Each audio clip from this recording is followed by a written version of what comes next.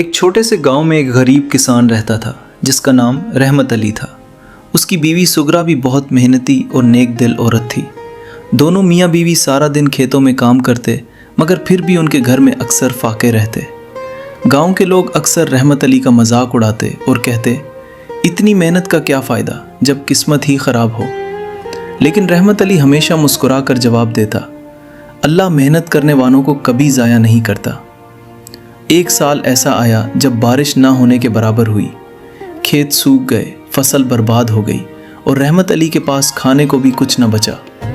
سغرا نے ایک رات کہا، ہم شہر چلے جاتے ہیں، یہاں اب کچھ نہیں بچا۔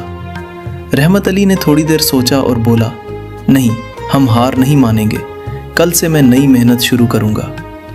اگلے دن رحمت علی جنگل کی طرف گیا تاکہ لکڑیاں کاٹ کر بیچ سکے۔ وہاں اسے ایک بوڑھا شخص ملا جو بہت کمزور اور بھوکا لگ رہا تھا۔ بوڑھے نے کہا، بیٹا، کیا تم مجھے تھوڑا سا کھانا دے سکتے ہو؟ رحمت علی کے پاس صرف ایک روٹی تھی جو اس نے خود کے لیے رکھی تھی، لیکن اس نے بغیر سوچے وہ روٹی بوڑھے کو دے دی۔ بوڑھے نے مسکرا کر کہا، تمہاری یہ نیکی کبھی ضائع نہیں جائے گی۔ رحمت علی نے اس بات پر زیادہ توجہ نہ دی اور واپس کام میں لگ گیا۔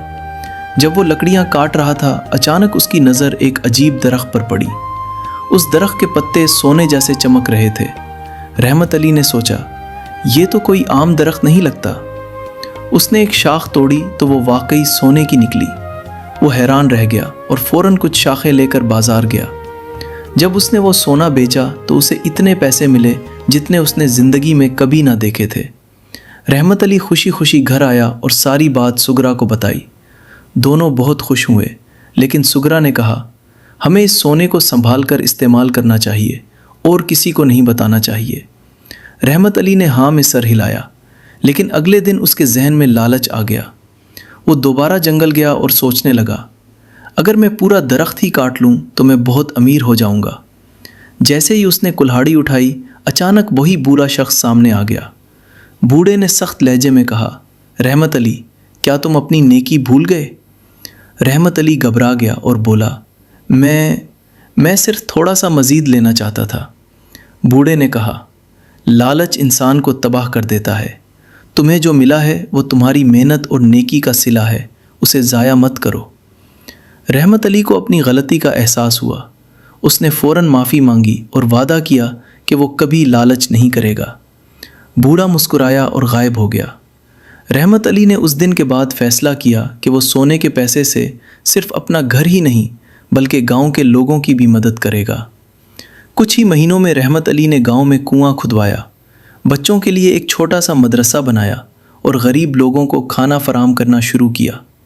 جو لوگ پہلے اس کا مذاق اڑاتے تھے اب اس کی عزت کرتے تھے۔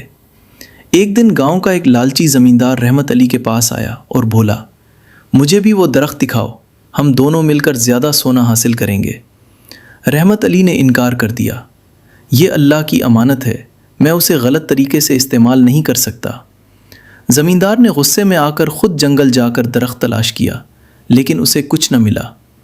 کچھ سالوں بعد رحمت علی گاؤں کا سب سے معزز اور خوشحال انسان بن گیا، لیکن اس نے کبھی اپنی عاجزی نہیں چھوڑی۔